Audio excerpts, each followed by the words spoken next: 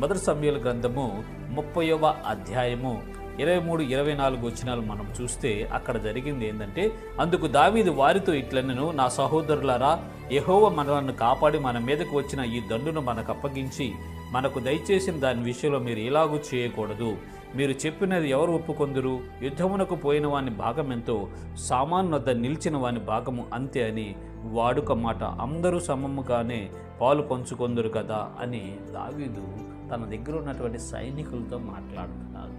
అక్కడ ఉన్నటువంటి సందర్భం ఏంటంటే, సిక్లగు అనే ప్రాంతంలో దావీదు భక్తులు తనతో ఉన్నటువంటి జనులు నివసిస్తూ ఉన్నారు. సిక్లగులో నివసిస్తున్నారండి. ఆ సిక్లగులో నివసిస్తూ ఉన్నప్పుడు వారు వేరే ప్రాంతానికి యుద్ధానికని బయలుదేరి వెళ్ళినప్పుడు శత్రువులు, అమాలేకీయులు, ఈజిప్షియన్లు కొంతమంది దండెత్తి వచ్చి ఆ సిక్లగును దోచుకొని కాల్చివేసి అక్కడ ఉన్నటువంటి దావీదు ప్రజలను, కొంతమంది స్త్రీలను